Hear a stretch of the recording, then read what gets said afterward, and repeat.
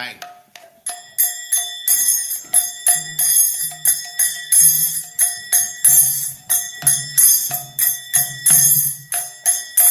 Jaya Radha Madhava Punya Bihari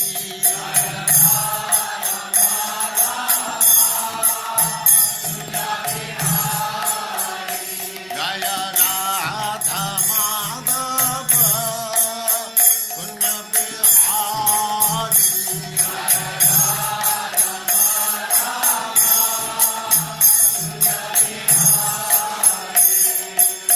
Gopi Jana Vallabha Girivaradhari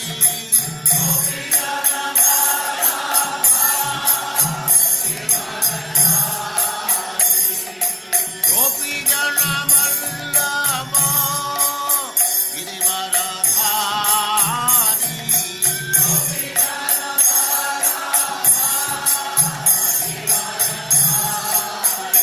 Jaya Radha Madhava Punya Bihari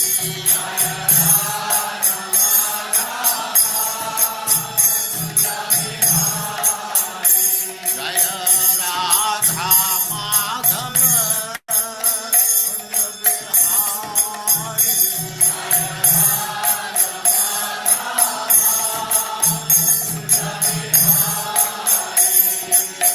Gopi Jana Vallabha Girivaradhari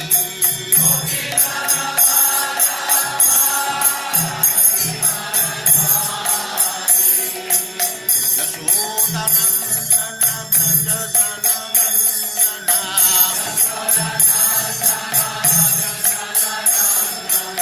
Yashodanandana Brajajanandana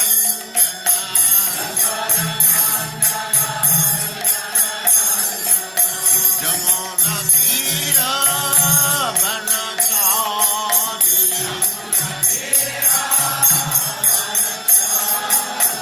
Jamuna Tira Vanachari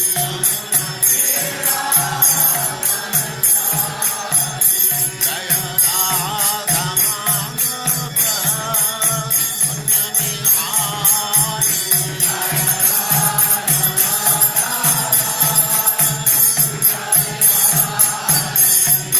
Gopi Jana Vallabha Girivaradhari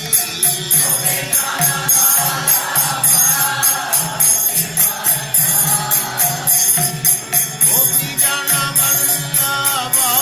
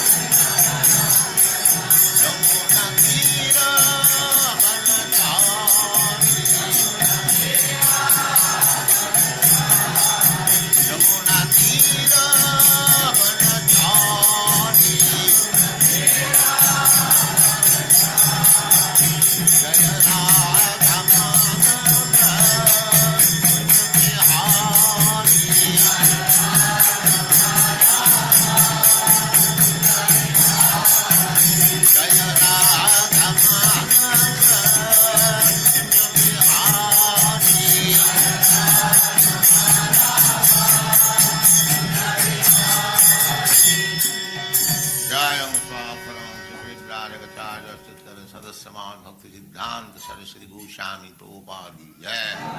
अनंत कोटि वैष्णववृंद की जय। नामाचार्य श्री हरिदास ठाकुर की जय। प्रेम से कहो श्री कृष्ण चैतन्य प्रभु नित्यानंद से अद्वैत गदाधर शिवास आदि गौर भक्तवृंद की जय।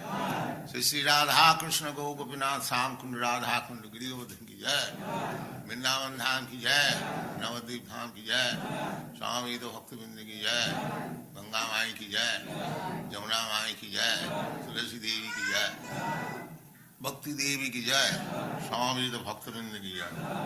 All glories to the assembled Lord. All glories to the assembled Lord. Thank you very much.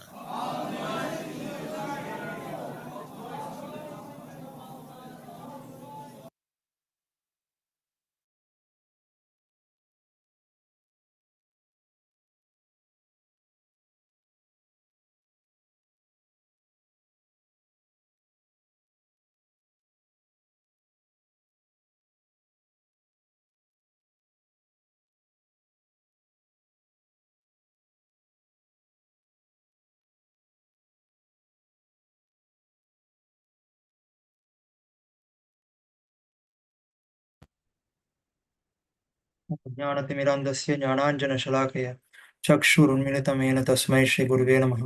श्रीचैतन्यमनोभीष्टं स्थापितं येन भूतले स्वयं रूपकदा मह्यं ददाति स्वपदान्तिकं।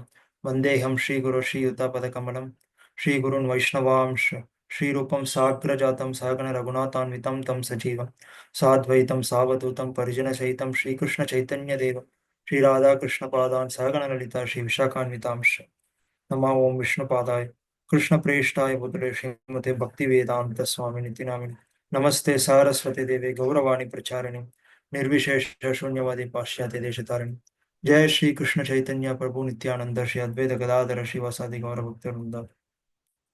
हरे Krishna Krishna Krishna Hare Hare Hare Ram Ram Ram Hare Hare.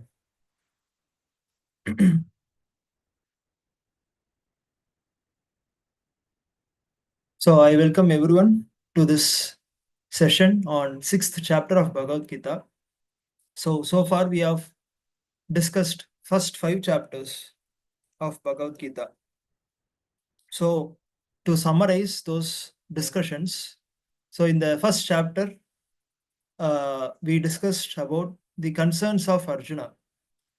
Arjuna was not prepared to fight the war because he saw that his relatives, his own grandfather and teacher, they are enemies. They have to be fought.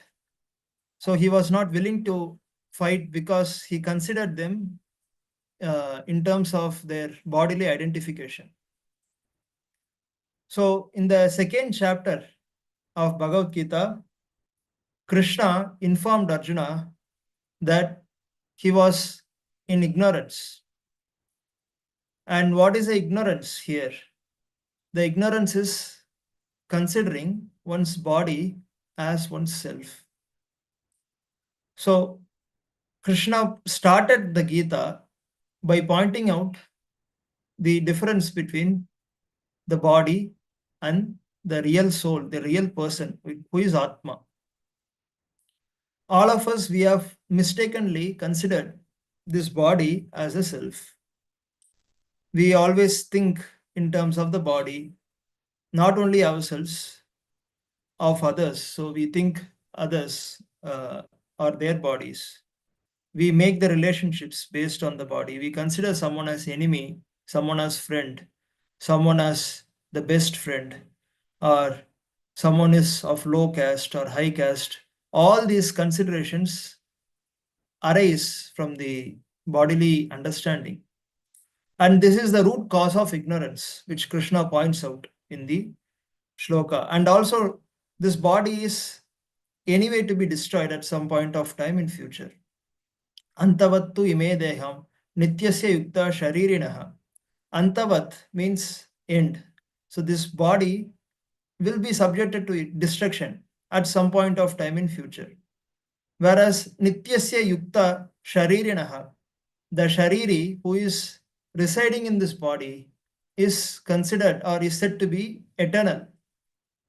So we are residing in this body, just like we drive a car. So sometimes we drive a car and we go to different places using the car. Exactly like that, this Atma is driving this vehicle called this body, And so, just as a driver is different from the car that he drives, the Atma who drives this different organs of this body, who functions, who uses this body for various purposes, is different from the body. So, this is the ABCD of spiritual knowledge, which Prabhupada often says. So, whenever one enters the spiritual understanding, the very first understanding that one must be convinced of is that I am not this body. I am a spirit soul. So, as an Atma, I'm entrapped in this body, and therefore I identify with the circumstances of the body. And so the reality is different. The reality is that I am eternal. I am not going to die. So, this old age, this disease, the insult, the honor, all these transformations are only happening to this body, and these transformations don't affect me as a person who is Atma. And so this is the very first lesson in the Bhagavad Gita. And so this is related to the knowledge of the soul. So this emphasizes on jnana. Jnana means the knowledge of the real self. And later in the second half of the second chapter, Krishna emphasized the importance of the sense control. And he talks about how even if one of the senses is not controlled, that can cause the destruction of one's effort in the spiritual progress. So in the first half of the second chapter, he talks about the identity of the person as Atma. And in the second half of this chapter, he emphasizes the importance of the jnanam, this knowledge of the Atma. And therefore, he also talks about sense control and how one mumukshu, a person who desires liberation, who desires the escape from this misery, has to carefully consider the sense control. So this he discusses in the second half of the second chapter. So then Arjuna gets a doubt. So you are talking about Atma, you are talking about Atma being different from the body, and so therefore I have nothing to do with this body. So you have sufficiently stressed the importance of the knowledge of the Atma and also of the sense control. So then it seems ambiguous to me that you are also asking me to fight the war. What is fighting the war? Fighting the war, I have to employ my senses. I have to employ my hands and my legs, all my body parts in fighting the war. Whereas I am an Atma. So therefore there is some ambiguity here. If I'm really Atma, why should I fight the war? This is the question that Arjuna asks in the beginning of the third chapter. So if jnana is important, why are you engaging me in karma? That is the question. So then for that, Krishna answers, yes, jnana is to be attained. The knowledge of the soul is the goal or the destination. But in the current situation, one must engage in karma yoga when one is not yet perfected, when one is not yet matured. We may theoretically understand the knowledge of the soul, but still we have not realized that we are this Atma. So therefore, for such a person, karma yoga is very easy to perform. And as one performs karma yoga, it will lead to the purification of consciousness. And if one purifies the consciousness, the knowledge of Atma will automatically manifest. So the goal is the attainment of the self-realization, that is to realize one's self as the Atma. But because of the impurities, because of the impurity in the consciousness, a jiva may not be immediately eligible for that path of jnana margam or of the jnana yoga or sankhya yoga. Whereas everyone can easily perform karma yoga. Anyone can perform. Anyone in the society can perform karma yoga, which is performed without the expectation of the results of the action. We will not worry about the fruits of the action, and we will perform for the sake of the satisfaction of the Supreme Lord. And when one performs the karma yoga in this way, that will lead to the purification of the consciousness, and that is called Chitta Shuddhi.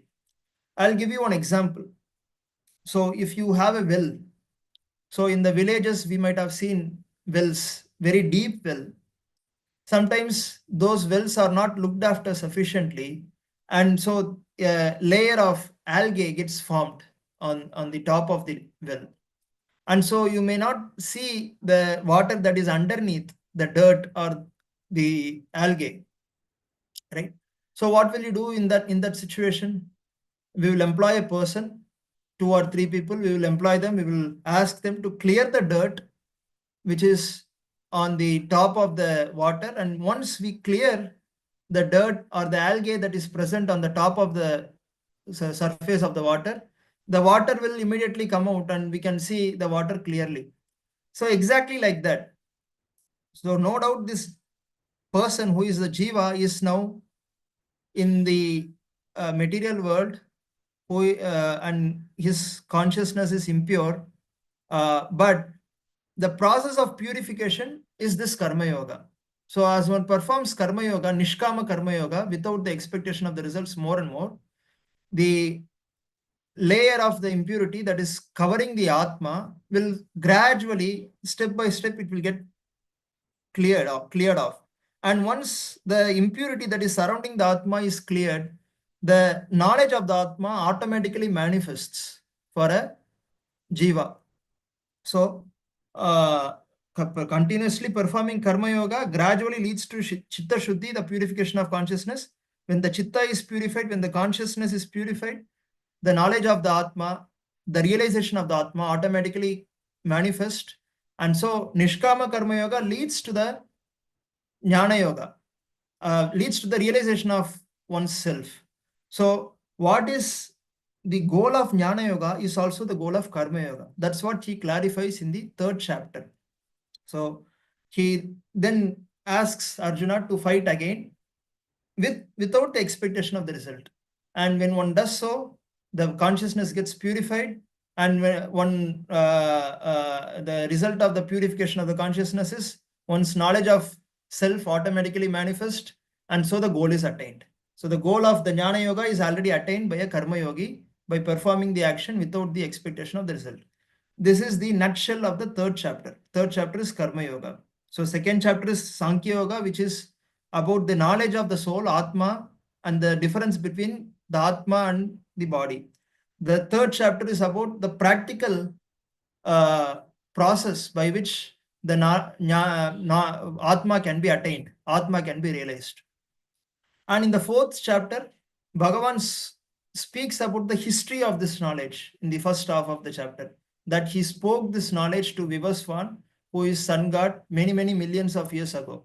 So by saying so, he says that this knowledge is not something that I'm speaking on fly right now. This has been spoken of several millions of years ago by same Krishna, by me, to Vivaswan, and the same knowledge I'm speaking to you right now.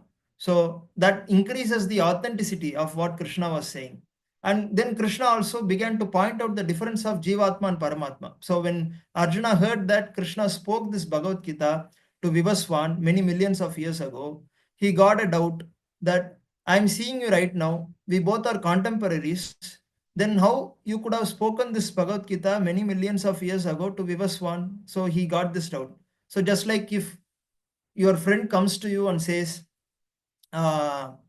yesterday I happened to speak with Gandhiji, and we discussed on so many matters related to how to get the independence. If suppose your friend says so, you will immediately laugh at your friend. So similarly, Arjuna is laughing at Krishna, not exactly laughing, but he wants Krishna himself to speak about his own glories. So therefore he asks this question, aparam bhavatoho janma, param janma vivasvatah. Your janma, your birth is very recent. You are just, both of us, we are contemporaries.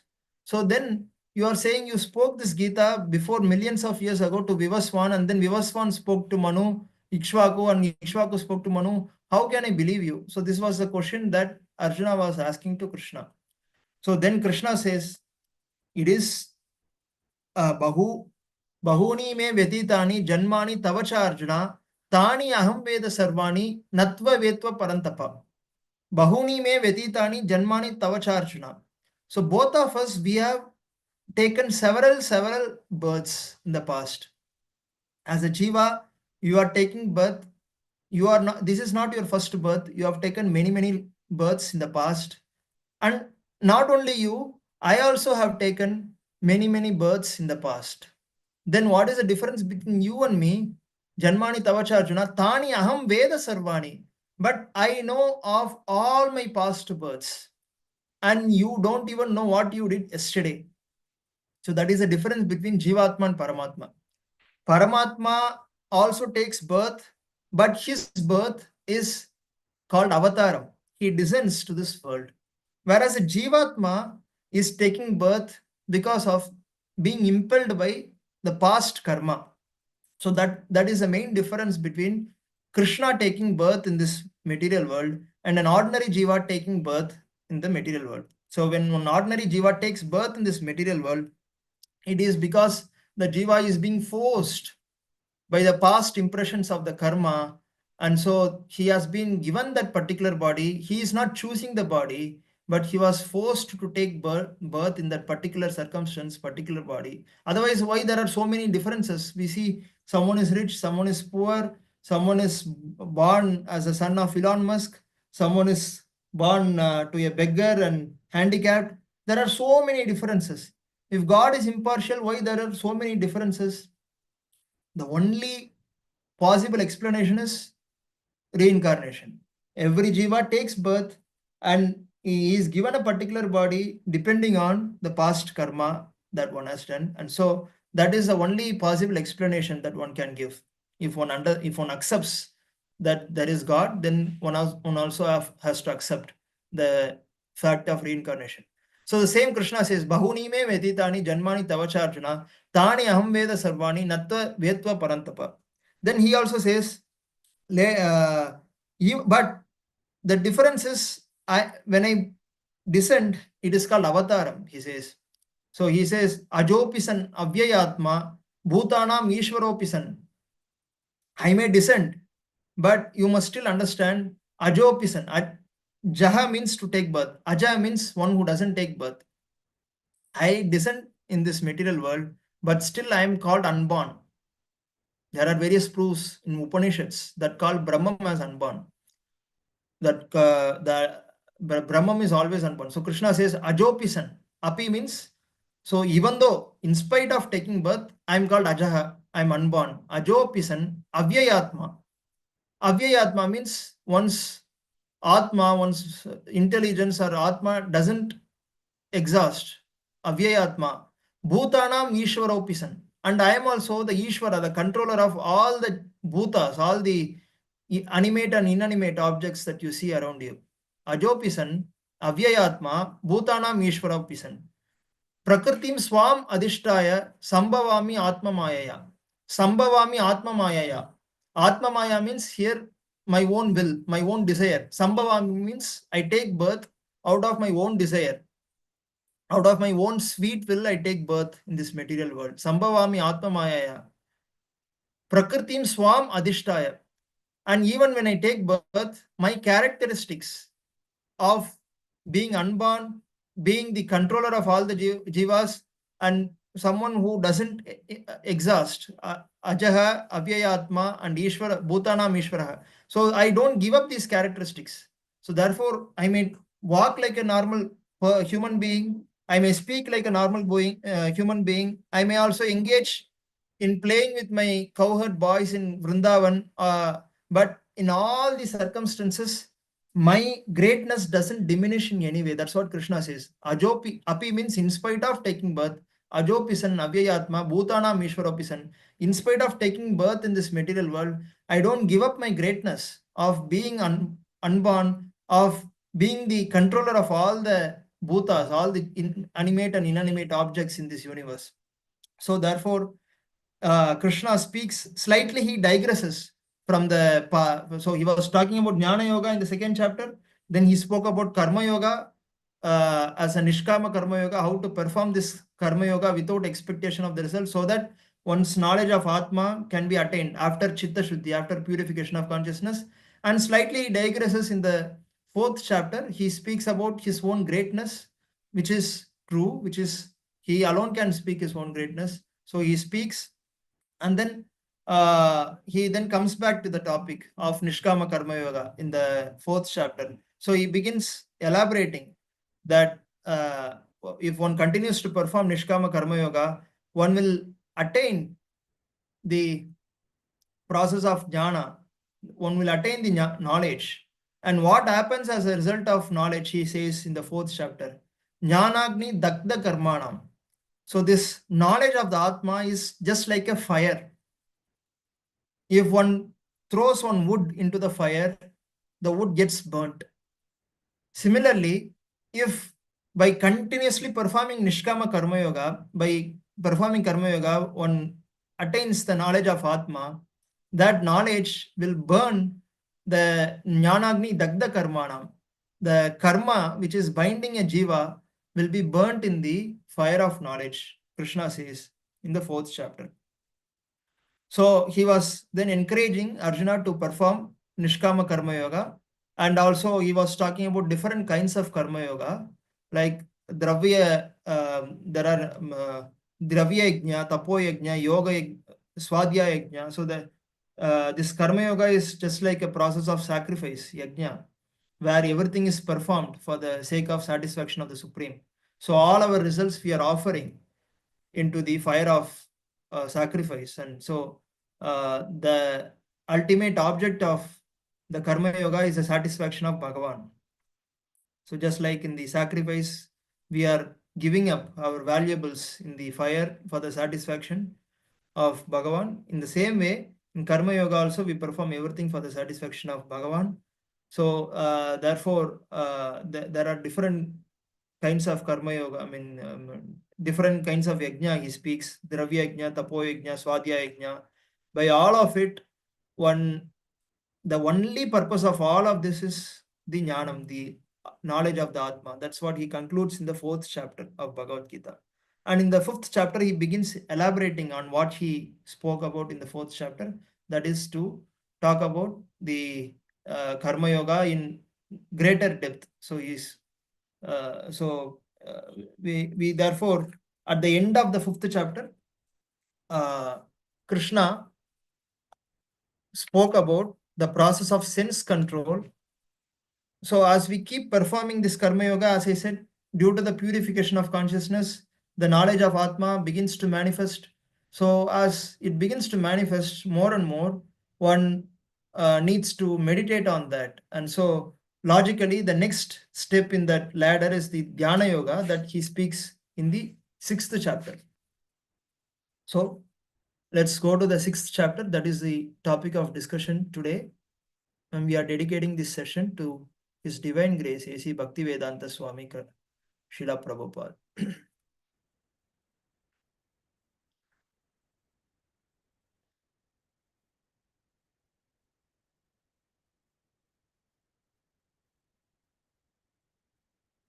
So this 6th chapter is titled Dhyana Yoga.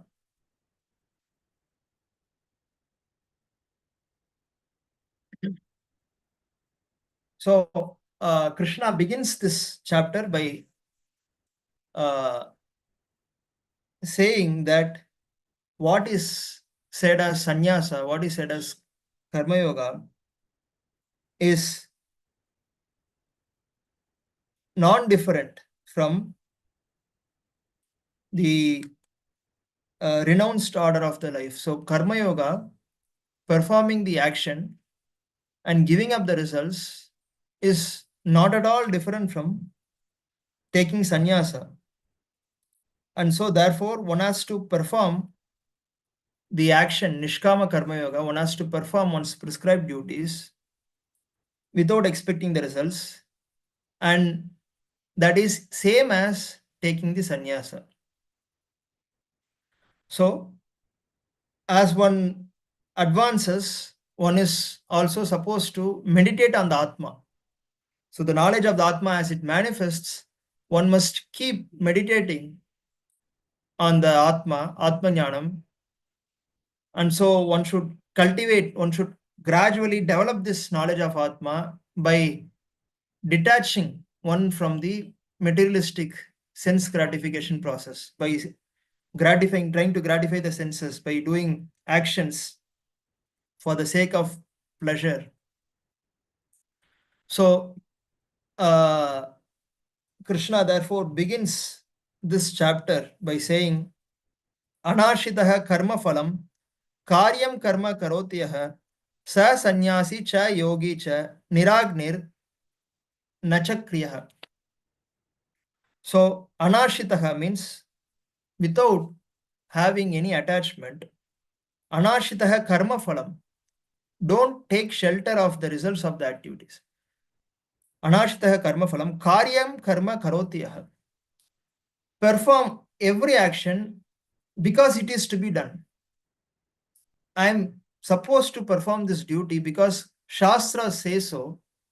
So Shastra is ordering me to perform this karma because this is the dharma that is enjoined for me.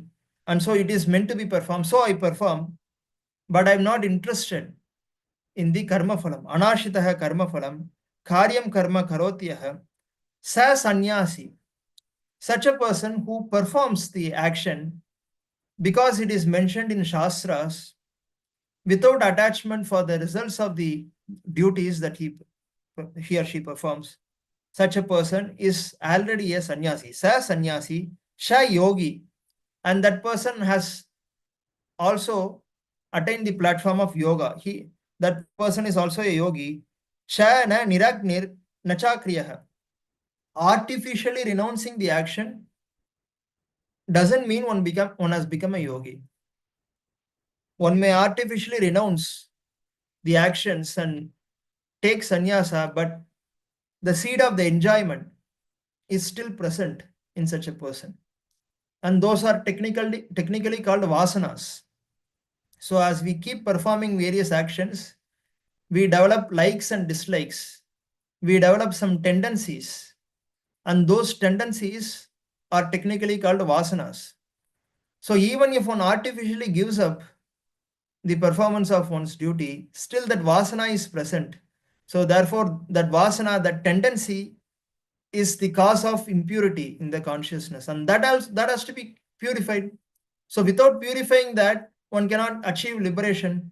So therefore, such a person is not a sannyasi, and such a person is also not a yogi. Krishna declares in the first verse of this chapter. Then he says, Yam sannyasam iti prahur yogam tam vidhi pandava. So what is said to be sannyasa? Yam sannyasam iti prahur. What is said to be sannyasa is same as a yoga. So yoga is the process of linking the jivatma to paramatma. So we often keep hearing this word called yoga. So yoga means the process of linking the jivatma to paramatma. So unless one clears this tendencies of vasanas, one cannot have any link, one cannot establish any relation with Paramatma. So therefore, one must first of all be purified. And so this renunciation by performing the Nishkama Karma Yoga is the actual yoga, Krishna says, not the sannyasa by artificially giving up the duties. And so this process of yoga can be compared to a ladder. So this process of yoga is the process of linking a jivatma to paramatma. All of us are jivas. Now we are stuck in this samsara because of various vasanas, because of various tendencies. And so because of these tendencies, we perform various karma. And as we perform karma with the expectation of the result, we get implicated, we get entangled in this karma, and this is called samsara. So if one has to come out of this entanglement, one must first get purified of one's tendencies, and one must elevate oneself by the process of yoga. So yoga can be compared to a ladder. The bottom rung of the ladder is the karma yoga. As we keep performing karma yoga, one gradually advances in the process of jnana, one's process of atma jnanam, and the second step in the ladder is the jnana yoga. The knowledge of atma becomes manifest, and then in the third step, one gets one is involved in the process of dhyanam. So as atma jnanam manifests, one has to continue to meditate on the atma, and so that is called dhyanam. So dhyanam is the process of meditation on the atma, and one continues in this way, one will slowly gain access to the realization of Paramatma. And Krishna explains how that happens in this chapter called Dhyana Yoga. So as we said, the yoga is just like a ladder. The bottommost rung of this ladder is the beginning stage, and this is called Yoga Aruruksha stage. So Aruruksha means the beginning stage. And as I mentioned, in the beginning stage, one starts with performing the Karma Yoga. That is to perform the prescribed duties as it is mentioned in Shastras, and gradually cultivating the detachment, one purifies the heart and then gradually advances. And the topmost rung of this yoga ladder is called Yoga Aruda stage. That is the advanced stage. So very advanced yogis who are completely purified of all the tendencies, of all the impurities that is in the heart, which is the root cause of one's struggle in the samsara. So one is completely purified of all these impurities and without any tendencies, totally realized in Atma. So that is called the Yoga Aruda stage. And in that stage, it is just like a stage of Vyasadeva's son, Shukamuni. Shukadeva Goswami was extremely advanced in the spiritual knowledge. So such people, they have no reason to perform any karma. They have already transcended the rules and regulations in the scriptures. So scriptures, the Shastras prescribe various rules and regulations, the dharma, everything is meant for the purification. But one who has reached the topmost Yoga Aruda stage, because they have already purified themselves and they are so blissful in their own Atma, in their own self, and also in relishing the relationship with Bhagavan. So in that stage, one has already attained the highest perfection. So that is called Yoga Aruda stage. And so now Krishna is going to speak about the Ashtanga Yoga process. As I mentioned, one must continue to meditate on the knowledge of Atma that one has gained by Nishkama Karma Yoga. And so this Ashtanga Yoga has 8 angas, 8 limbs: Yama, Niyama, Asana, Pranayama, Pratyahara, Dharana, Dhyana, Samadhi. So Yama, as I said, there are various rules, regulations that one has to make sure that one practices, one follows. And then similarly, yamam, niyamam are all for the same purpose. And then asanam, how one should sit, how one should have the body relaxed in a relaxed posture, in the cross-legged posture. And in that position, one must perform pranayama. And by performing the pranayama, one controls the prana. There are 5 kinds of pranas that flow in the human body: prana, apana, vyana, udana, and samana. So these are all interlinked with this, with our activities. So when we start to perform some action, immediately the prana flows in certain direction towards the sense gratification, towards the object of sense gratification. Similarly, apana vayu is responsible for the downward motion. So these 5 kinds of as prana, apana, vyana, udana, and samana, these has to be regulated by the process of pranayama. And so that is the 4th limb of the Ashtanga Yoga. Then when one controls the prana, one's senses can be controlled easily. So one enters the 5th limb of the yoga, which is called pratyahara. So pratyahara is a process of withdrawing the senses. Now the senses are roaming, and they are roaming in various ways, trying to roam towards their respective sense objects. Just like eyes want to see some beautiful form, and the ears want to hear some beautiful beautiful, nice voice and nice songs. So all these happen because of the tendencies, the vasanas. So now when the prana is controlled, one can then easily withdraw the senses, and that is the process of pratyaharam. So when one is able to withdraw the senses, the control of the mind becomes easy. So then it is easy to focus the mind on Paramatma, the form of the Lord. That is called dharana. And as dharana progresses further and further, the meditation gets more and more intense, and then that becomes dhyana. And when one is completely absorbed with no knowledge of the external world, then that becomes samadhi. So these are the 8 limbs of the Ashtanga Yoga. So as we have already mentioned, yoga is just like a ladder, and the bottommost rung of the ladder is the karma yoga, nishkama karma yoga. And as one continues to perform nishkama karma yoga, the realization of the self will happen, and then one enters the stage of ashtanga yoga, and the ashtanga yoga process is what we are seeing now. And I have already discussed these 2 verses. So now the 3rd and 4th verses also I discussed the 2 levels of Ashtanga Yoga. So when one is just beginning the Ashtanga Yoga, one is called Yoga Aruksha stage. One is said to be in the stage of Yoga Aruksha. And one has perfected the Ashtanga Yoga process, that is called Yoga Aruda stage. That is the highest level of perfection that can be attained in the process of Ashtanga Yoga.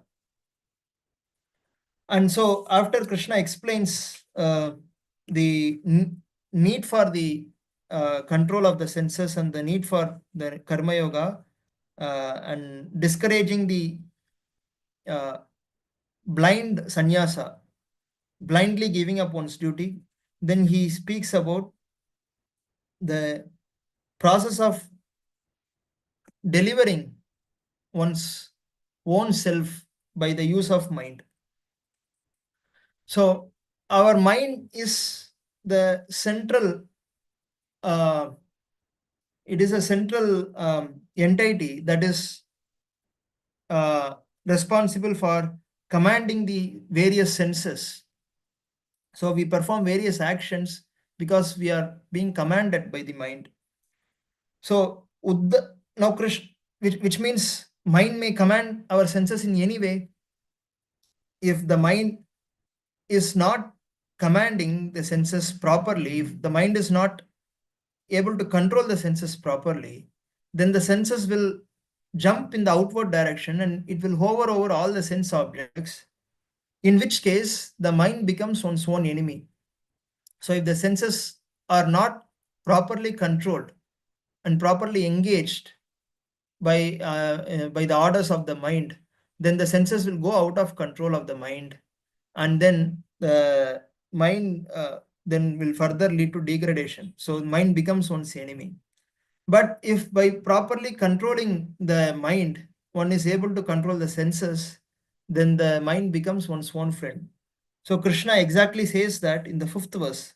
Uddaret atmanatmanam natmanam avasadayet atmaiva hi atmano bandhur atmaiva ripuratmanah. Atmaiva hi, here atma denotes the mind. Atmaiva hi atmano bandhur. So our own mind is our relative, our friend. Atmaiva ripuratmanah. Mind can also be enemy. So Krishna says. So therefore, uddaret, one must elevate oneself by one's own mind. One should not degrade oneself by misusing the senses. So mind can be both friend and enemy. One who has conquered the mind, one who has controlled the mind perfectly, for him the mind becomes one's enemy, one's friend. But if one fails to control the mind, for that person the mind becomes one's enemy. As I mentioned, mind should be able to command the senses and keep the senses in the control. That is the hierarchy.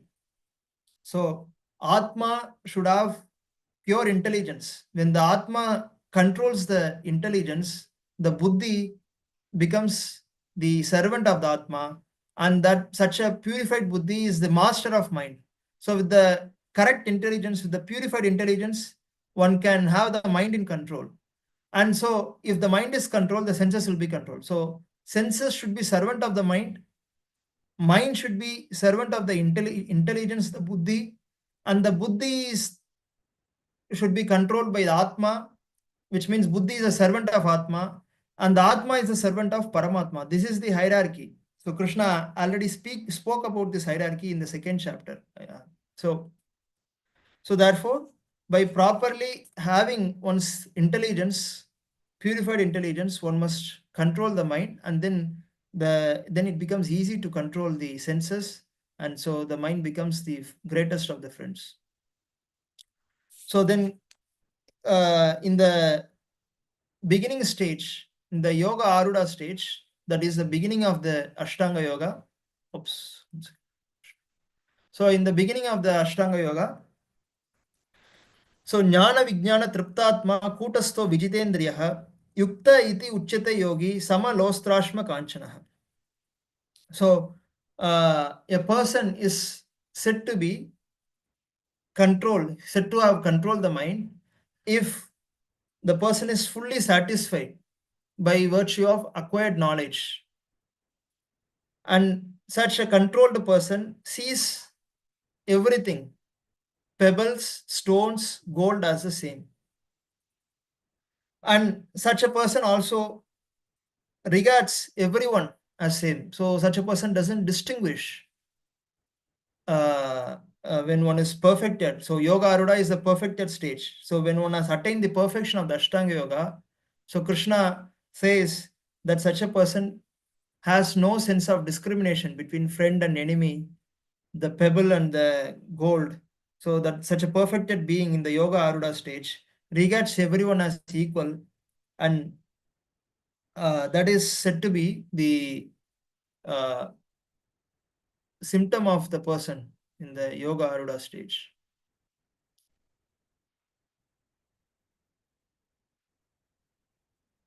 So the practicing stage of Ashtanga yoga, one must first of all engage one's body and mind.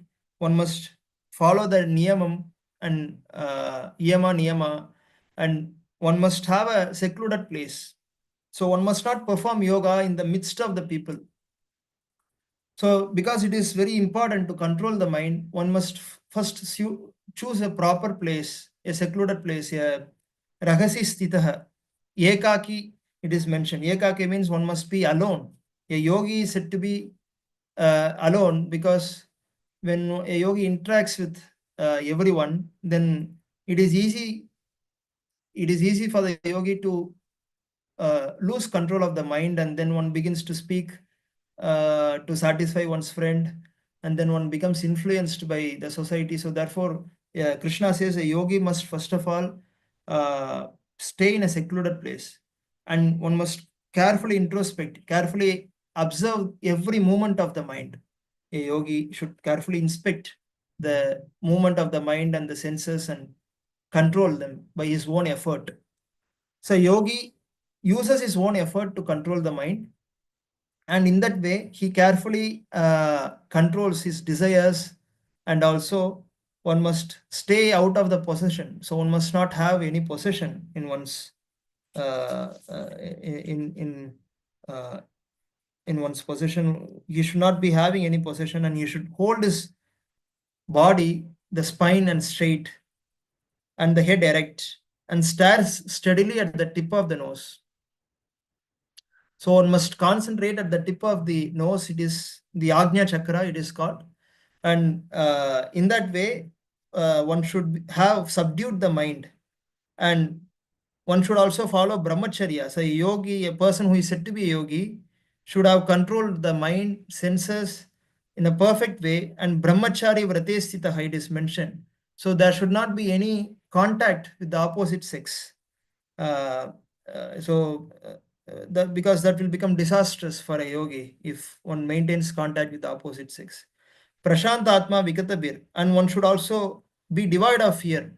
So because one is in a secluded place, preferably in forest, practicing yoga, there is always this problem of wild animals that may come. So one must completely depend on Paramatma, and one should give up the fear. Vigatabir, Brahmachari Vratestitaha.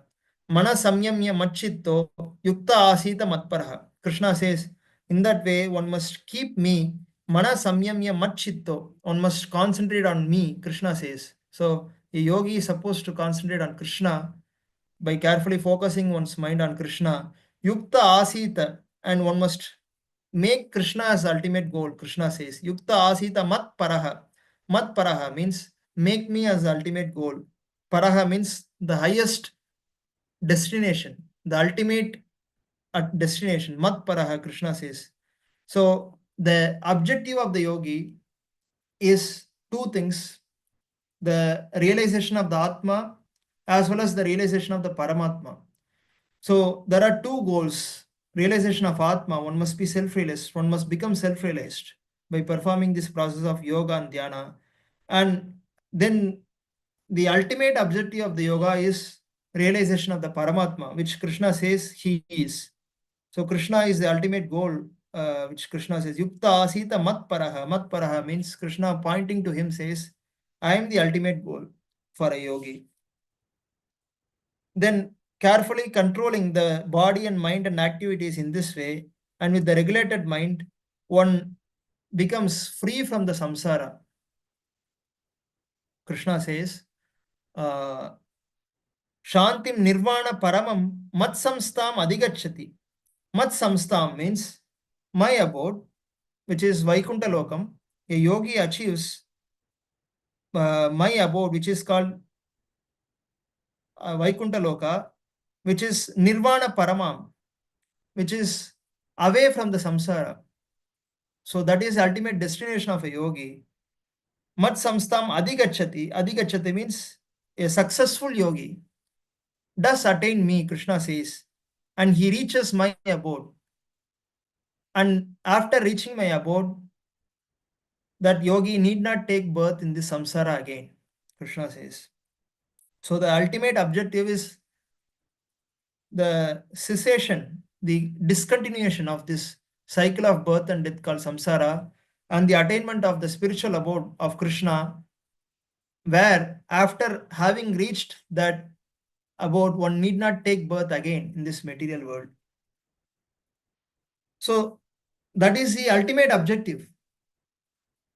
Now, in the beginning stage, a yogi who is still in the practicing stage must take care of so many things. There are so many rules. A yogi cannot become a yogi if he eats too much. If there is a craving for the food item, one cannot become a yogi. One is still under the control of the sense called tongue. So therefore, a yogi should take only sattvic food, the food that enables one's progression in the spiritual life. And one should not take too much. So just like, even though it is a sattvic food, one should not consume it too much. So one should have the regulation in the habit of food.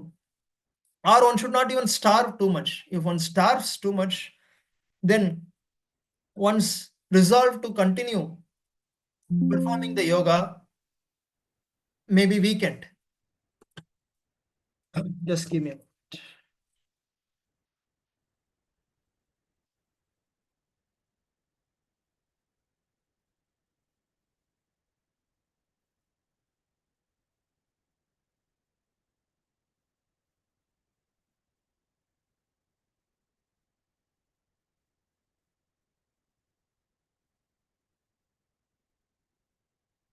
So if one takes too much food, it is not possible to continue yoga.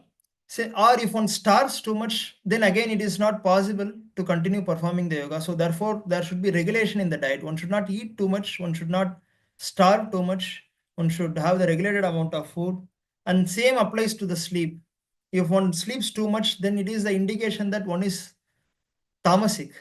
One is in the ignorance, because sleep is always considered as a state of ignorance. One is not aware of anything in the sleep generally. So therefore, a yogi should minimize the sleep. But if one sleeps too little, then again, one feels tired while performing the yoga. So therefore, one must have the regulated amount of sleep. And also, regulation applies to every activity: sleeping, working. One should not work too much. If one engages too much of work, then that also will lead to derailing from the path of yoga. So these are the items that one should take care of in the process of performing yoga.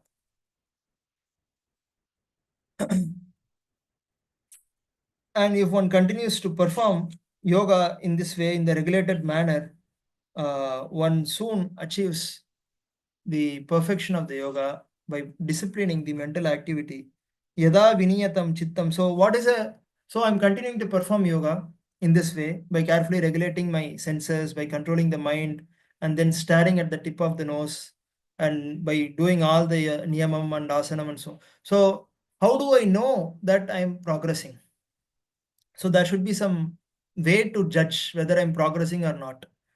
So that is mentioned in the 18th verse of the Gita. Yada viniyatam chittam atmani eva vatishtate nispraha sarvakamebhyo yukta iti uchyate tada. So when is the yogi said to be perfected in his process? So when the yogi, by practice of yoga, is able to discipline all his mental activities. So the control of the mind is a test. If one's mind is under the control, one is said to be in transcendence. One has already achieved the goal of the yoga. So Krishna also says, Jitatmanaha prashantasya paramatma samahitaha. Jita atmanaha. Jita means to conquer. Here Atma means the mind. Jitatmanaha prashantasya. If one is able to control the waverings of the mind, one is able to conquer the mind. Krishna uses the word Jitatmanaha.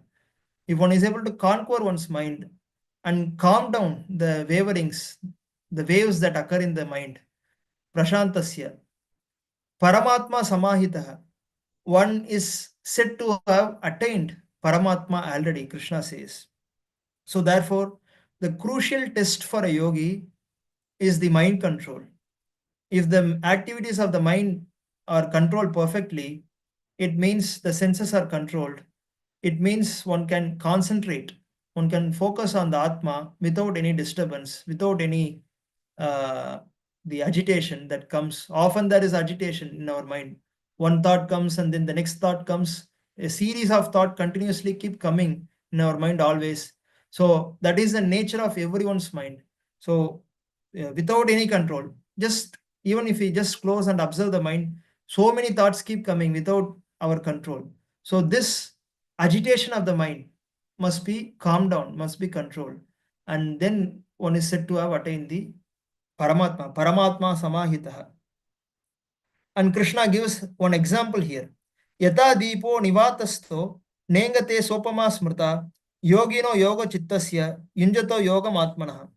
So if a lamp is placed, if you take a lamp and place it in a very dark room where there is no flow of any air, any wind, then you will see that the lamp is unaffected, it is undisturbed, the light of the lamp. So yogi's mind should become like that, Krishna says.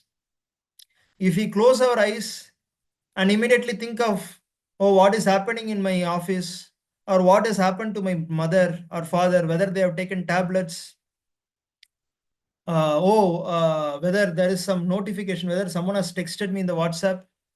So if the mind keeps wavering, then it means that still we have a very, very long way to go in the process of yoga.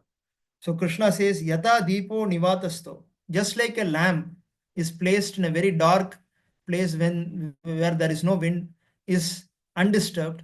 The same way, perfect yogi, when he closes his mind, there is no series of thoughts or the train of thoughts that keep coming. So the mind is perfectly controlled. That is the yoga aruda stage. That is the situation of one who has attained the perfection in the yoga. And if the mind has become very calm and reached that stage, and that stage is called samadhi, and that is the perfect stage. In that perfect stage of samadhi, the mind is completely restrained from all the activities of the senses. So as we mentioned, the mind is always active. It is producing thought, generating thoughts one after the other.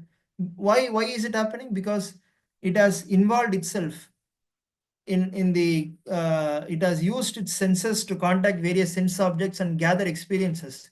So it is always thinking about that experience, and from that experience comes the strengthening of the vasana. The tendencies are strengthened, and so therefore there is always this wavering of the mind. But a person in the samadhi, the material mental activities are completely controlled, and then one sees one's own self. Krishna says, in that stage one can see oneself, which means it is the self-realization. Seeing oneself means seeing one Atma, realizing the Atma and the nature of the Atma. It becomes very clear, crystal clear at that time. So this perfection is characterized by one's ability to see the self by the pure mind and to relish and rejoice in the self. So what is the enjoyment for such a yogi? So such a yogi is always relishing in his own self. His own Atma is what he is enjoying. So he is not looking after any sense objects in the external world for his satisfaction. He is just rejoicing in his own self. Yatro paramate chittam niruddham yoga sevaya. Niruddham means complete cessation from the external world. Niruddham yoga sevaya. Yatra chaivatmanatmanam pashyan atmani tushyati. Pashyan atmani. So one sees one's own self, tushyati, and one becomes immensely joyful, fully satisfied. So if we ask this question to ourselves, whether all of us are satisfied, most of us will directly agree that no, we are not satisfied. And some of us will lie that we are satisfied. So the fact is, no one is satisfied. So there is always this hankering. And who is without hankering is the yogi who has already seen the self, perceived the self, realized the self. Pashyan Atmani Tushyati. And in that completely satisfied stage, Sukham Atyantikam Yattat Buddhi Grahyam Atindriyam. One cannot imagine what is a kind of happiness that a yogi experiences. Buddhi Grahyam Atindriyam. Atindriyam means it is beyond the senses, beyond the description. No words can describe such a happiness of a yogi. Vetti yatra na chaivayam sthitas chalati tatvatah. And such a yogi is not at all concerned for any other profit.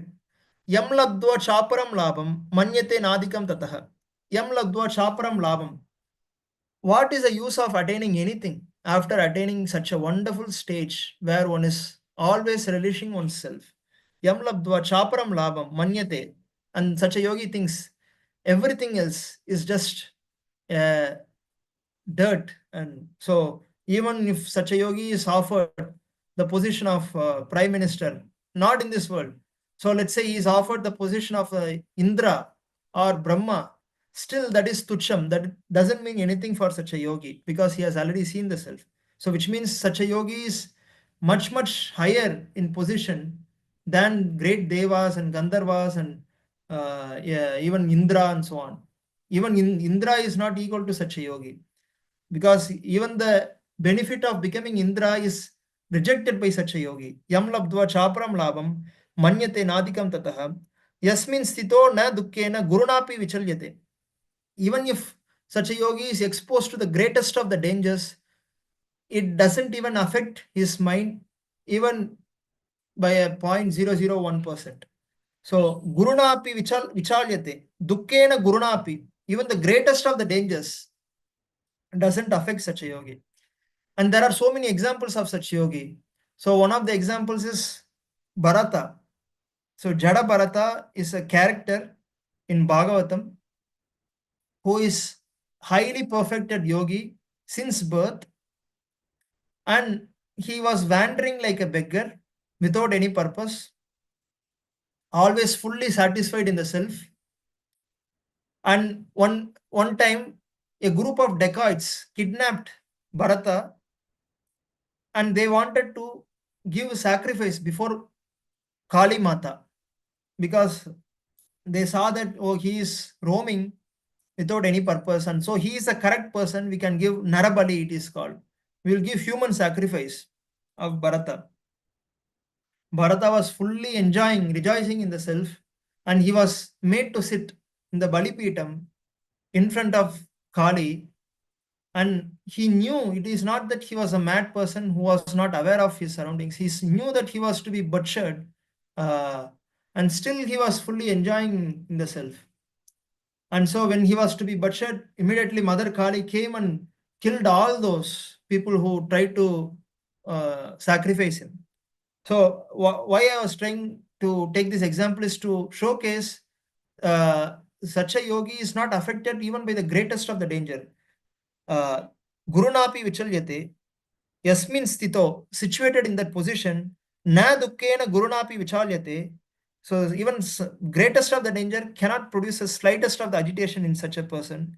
Tam vidyat dukkha samyoga viyogam yoga samyitam. So that is the ultimate freedom from all the miseries. The main root cause of all the miseries, as I already mentioned, is the karma. We keep performing karma, we keep engaging our senses in various activities with the expectation of some fruits, and that is the cause of entanglement.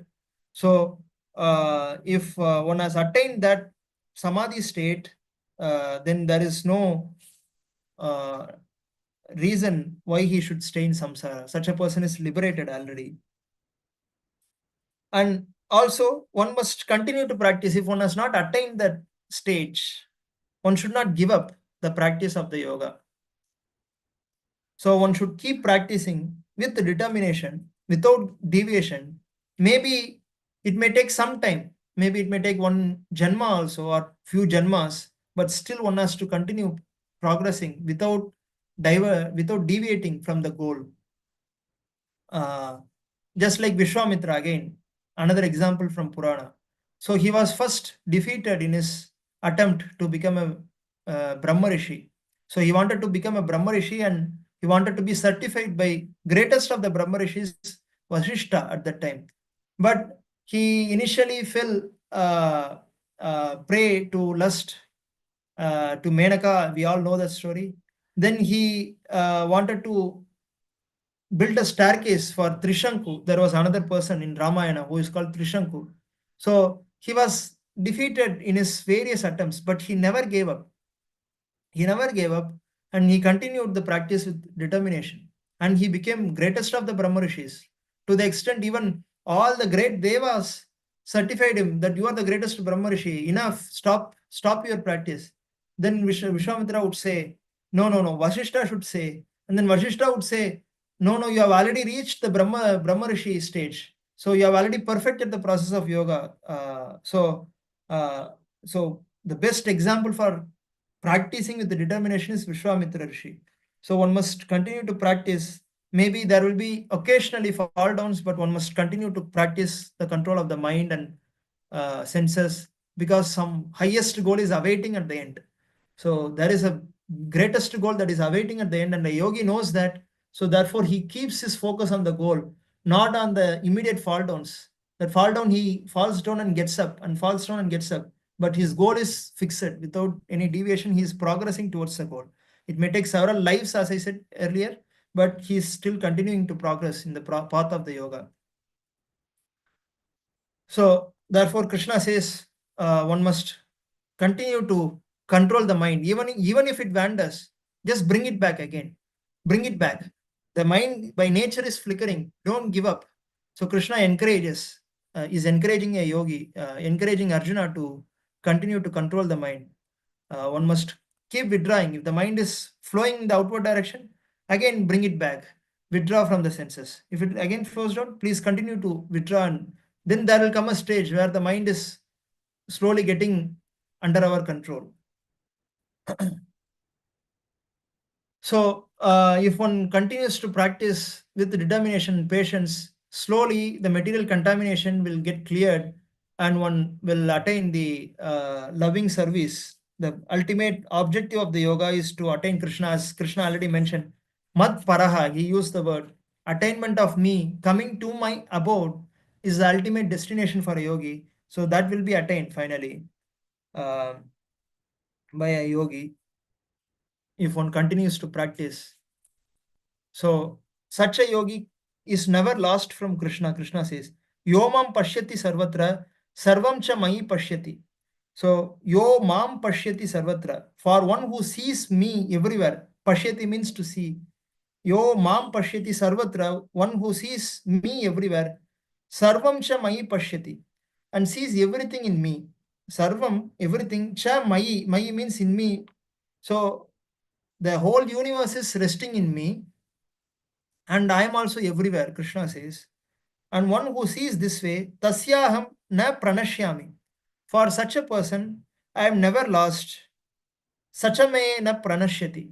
And he is never lost to me. So Krishna says, so this is the again the perfected state of a yogi. When a yogi is perfect, then he sees Krishna everywhere. So a Upanishad Vakyam also says, Sarvam Kalavidam Brahmam. So Brahmam is everywhere. And here Brahmam is not different from Krishna.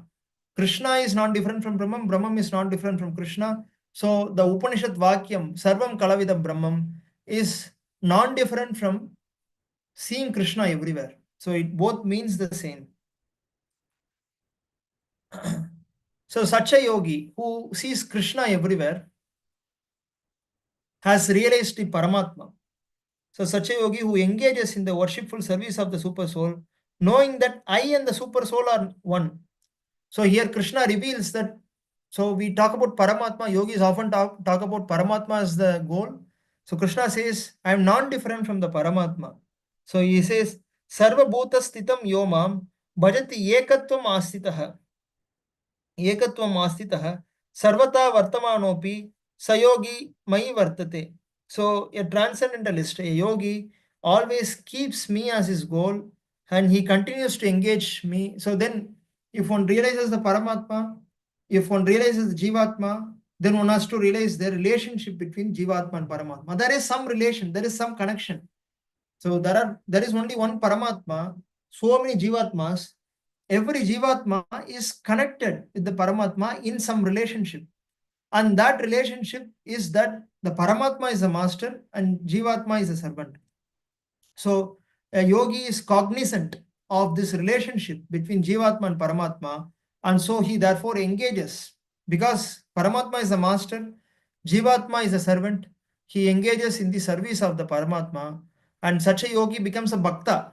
So as in the beginning of the session, I talked about yoga ladder. Do you remember? So the bottommost rung of the ladder, I mentioned it is called Karma Yoga, Nishkama Karma Yoga. One has to keep performing the karma yoga without expecting the fruits of the action, and that will lead to chitta shuddhi, purification of the consciousness. And as the chitta shuddhi happens, one's knowledge of the atma becomes manifest. So one begins to realize the self, one begins to see the self as different from this body, and then one begins to concentrate more and more on the self, and that is nothing but dhyana, and one realizes the atma. And then the yogi also has Paramatma as his goal, because Krishna already mentioned in the 4th chapter that one who knows Janma Karma Chame Divyam Evam Yoveti Tatvataha Tyaktva Devam Punarjanma Naiti Mameti So Arjuna. Krishna says, Janma Karma, one who knows my Janma, one who knows my Karma, one who understands the difference between my Janma and my Karma, and an ordinary Jiva's Janma and Karma, such a person who understands my greatness need not take tektva deham. After giving up this body, tektva deham punarjanma naiti mam yeti. He doesn't take birth again. Punarjanmam naiti mam yeti. He attains me. Mam yeti so Arjuna. Krishna says. So therefore, when one keeps progressing in the process of self-realization, the perfected yogi sees Krishna everywhere. Now you connect all this. Now, such a perfected yogi who sees Krishna everywhere naturally becomes a bhakta. So a Krishna bhakta is at the topmost rung of the yoga ladder.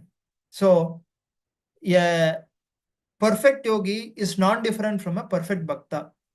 We can see the proof in these shlokas where Krishna says, Yomam pashyati sarvatra, which means one who sees me everywhere. Who can see Krishna everywhere unless that person is a bhakta? So therefore, bhakti is the highest rung, highest perfection stage of a yoga. So people think otherwise. People think bhakti is the beginning stage, and then Jnanam is the highest stage. Krishna says, no, no, no, no. Bhakti is the highest stage. A bhakta can naturally see me everywhere. Whereas a yogi, after carefully controlling one's mind, using one's own effort, a yogi uses his own effort to control the mind and then gradually develops the understanding of Paramatma and then starts meditating on the Paramatma and the relationship, and then he sees everywhere Krishna is situated. But a bhakta from the very beginning, he begins to see Krishna is everywhere. So Krishna Bhakti is therefore the highest rung of the ladder of yoga. So it's a pretty long chapter. So let me just quickly go through them. So then Arjuna raises some concern. So because whatever Krishna said, it appeared to be impractical for Arjuna.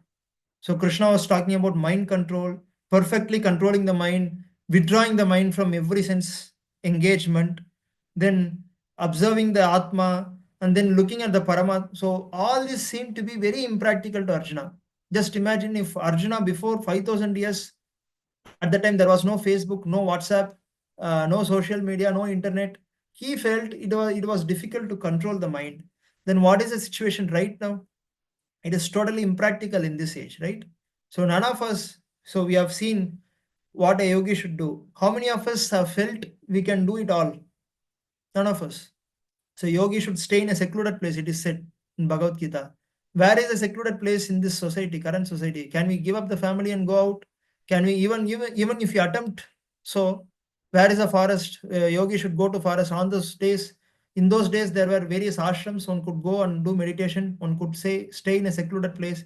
But nowadays, there is no scope for finding even a secluded place or forest.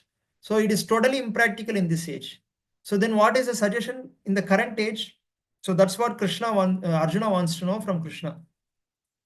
So Krishna then later says, so mind, of course, he agrees. Krishna says, yes, it is restless, it is turbulent, it is very difficult. Even in Satya Yoga to control mind, it was difficult. In Dwapara Yoga, it was difficult. Needless to say, in Kali Yuga, where there is so many distractions everywhere. So mind is therefore restless, turbulent, and it is very difficult. Krishna agrees. So then Krishna says, yes, it is indeed difficult, but one has to keep practicing. As we say, practice makes a man perfect. One should keep practicing, Krishna says, and slowly one should develop detachment. It doesn't happen overnight. It doesn't happen now. I want to control the mind. I want to be detached from everything. It doesn't happen like that. It is totally impractical. But one must keep continuing, as we mentioned initially, one must keep going forward with the determination, just like a Vishwamitra, without giving up. He continued to practice several times. Several times he was practicing 10,000 years of meditation. Not just one time. Several times he was practicing at a stretch 10,000 years of meditation. Then he would fall down. Another 10,000 years of meditation. So he was doing it with the determination. So Krishna therefore says, practice makes a man perfect. Control the mind by practice. And one should therefore directly apply the mind in Krishna.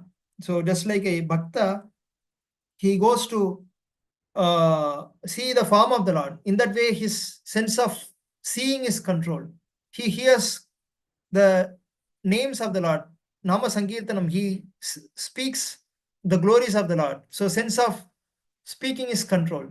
So rather than controlling by practicing yoga, one must engage the senses in Krishna Bhakti. Then the mind becomes easily controlled.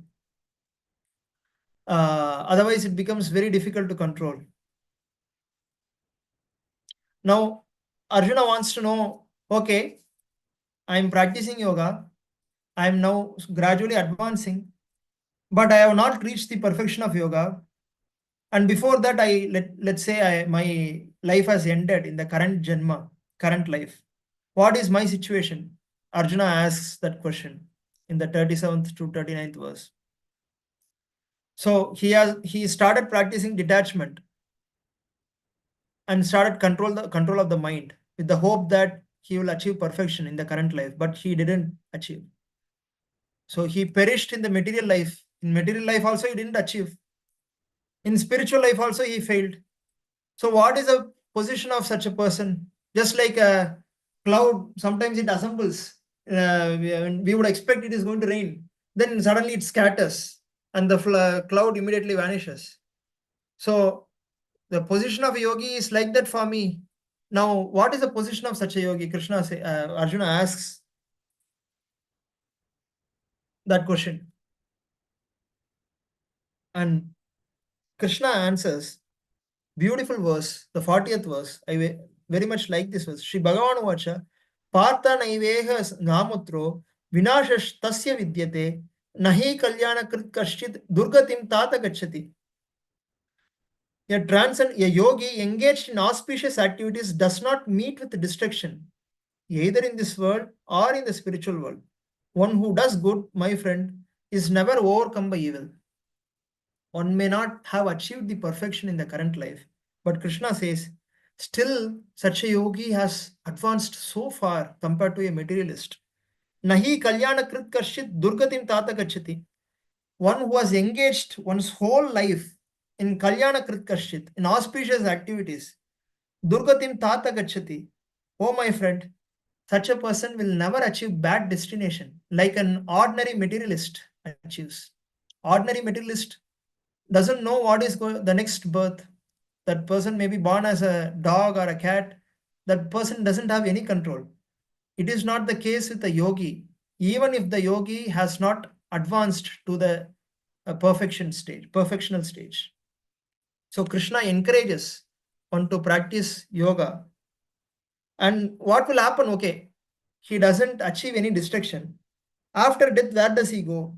Krishna answers, Prapya Punya Kritam Lokan. He may go to the higher planetary system, Punya Lokan, Prapya Punya Lokan, Oshitva Shashvata Samha, and he enjoys there after many, many lives. So, such a yogi may go to heaven or Devalokam and he may enjoy for several millions of years. Then he again takes birth in the human life. Shuchinam Shrimatam Gehe Yoga Brashta Abhijayate. Yoga Brashta means one who has failed in practicing the yoga.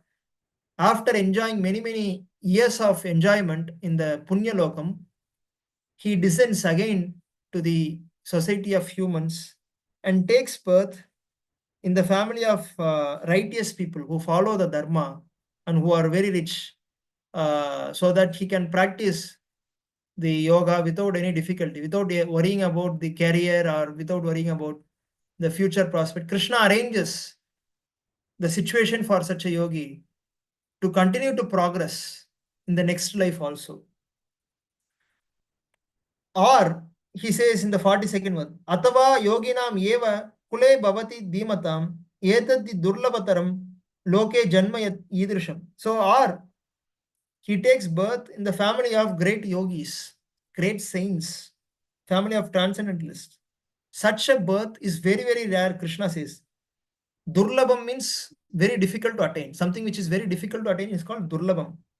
Krishna says such a birth in the family of saintly people is Durlabataram. It is something very, very difficult to attain. Loke Janma Yat Idrisham. So, such an unsuccessful yogi, he may either go to a Punya Lokam and enjoy there and take birth again in a rich family and continue the process of yoga, or he may take birth in the family of a great saintly people and continue the practice of yoga.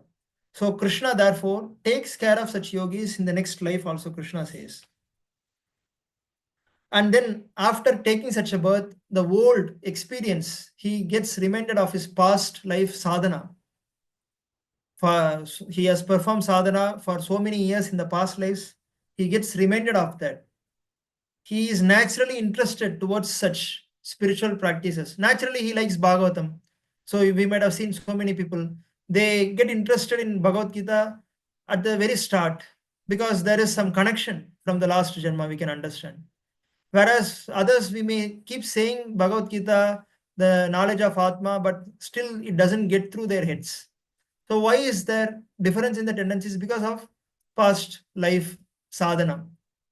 So such a yogi, after taking birth in the family of saintly people, is naturally attracted to the yogic principles and continues to practice the path of yoga and continues to forward. So there is no loss in any stage.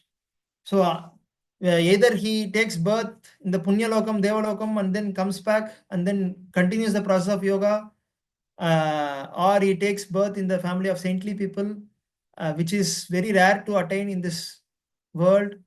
And so therefore there is no need to fear the failure in the path of yoga. So as I already mentioned, on taking birth, he revives the consciousness of his previous life, and he again tries to make further progress in order to achieve complete success. So yogi continues to make progress in this way, and moves forward in the path of yoga, and then ultimately he achieves perfection in some life. Maybe it may take one life or two lives or thousands of lives. It doesn't matter. In every life, a yogi, such a yogi, continues to practice the sadhana, and at the end of one's samsara, one becomes a bhakta through the association of sadhus. So it's called sadhu sangha. Through the association of sadhus, one gets knowledge of Krishna and involves in Krishna bhakti, and then he achieves the liberation. So therefore, Krishna concludes that being a bhakta is the ultimate objective of a yogi. In verse 46, he says, Tapas tapasvibhyo adhiko yogi, jnanibhyopi mato adhikaha, karmibhyosh adhiko yogi, tasmat yogi bhavarjuna. Krishna says, yogi is better than tapasvi, because yogi means one who has already established connection with Paramatma. Such a person is better than tapasvi. Ordinary tapasvi, we can do tapas for various reasons. So therefore, a yogi is better than tapasvi. A yogi has a goal as Paramatma's ultimate goal. Tapas can be done for any purpose. So tapasvibhyo adhiko yogi, jnanibhyopi mato adhikaha. A yogi is better than jnani also. Karmibhyosha adhiko yogi. A yogi is better than a karmi, ordinary materialist also. Materialist, one who works only for the sake of happiness, pleasure in this world. Tasmat yogi bhava Arjuna. Bhava, yogi. So therefore you become a yogi, O Arjuna, Krishna says. And then Krishna in the last verse, he reveals what is ultimate yoga. Yoginam api sarvesham. There are so many kinds of yogis also. Of course, yogi is better than tapasvi, yogi is better than jnani, yogi is better than karmi. So yogi is better than all these three. But then there are so many kinds of yogis. Who out of all these yogis is the best yogi? Krishna says, Yoginam api sarvesham. Out of all the yogis, api sarvesham, madgaten antaratmana, shraddhavan bhajate yomam same yukta tamo mataha. A yogi is the topmost yogi, one who focuses his mind on myself. Madgate antaratmana. Madgate means always thinking of me, meditating on me. Antaratmana, Shraddhavan, with full faith, with full understanding of the Paramatma, knowledge of the Paramatma. Shraddhavan, Bhajate Yomam. And after realizing the Paramatma and understanding the relationship between the Jivatma and Paramatma, as I already mentioned, Paramatma and Jivatma has a relationship. What is that relationship? Paramatma is a master and Jivatma is a servant. So in Bhajate Yomam, a yogi, he realizes this relationship. And then Bhajate Yomam, he performs service to the Paramatma. Bhajate Yomam, here Paramatma is Krishna. Bhajate Yomam, Krishna says, he does service to me. Same Yukta Tamo Mataha. Yukta Tama means he is the greatest of all the yogis. So Krishna concludes saying that Bhakta is the highest yogi. Ordinary yogi, he may take several lives before achieving success. But if a yogi is a bhakta, such a bhakta is taken care by Krishna, and such a bhakta achieves perfection in the very life, which Krishna says in the next chapter as we go through. Now this chapter is over, so we'll continue the discussion on the next chapter in the next class. Thank you for attending the session. So we'll end the session today by chanting Hare Krishna Maha Mantra. Please unmute and chant together. Hare Krishna Maha Mantra. Hare Krishna, Krishna Krishna, Hare Hare, Hare Rama, Rama Rama, Hare Hare, Hare Krishna, Krishna Krishna, Hare Hare, Hare Rama, Rama Rama, Hare Hare, Hare Krishna, Krishna Krishna, Hare Hare, Hare Rama, Rama Rama, Hare Hare. Thank you all for joining. So we'll end the session for today. Hare Krishna. If you want to ask any doubt, please unmute and ask. Otherwise, we'll end for the day. we'll end for the day. Okay, I think we'll end for the day. Thank you for joining. Hare Krishna.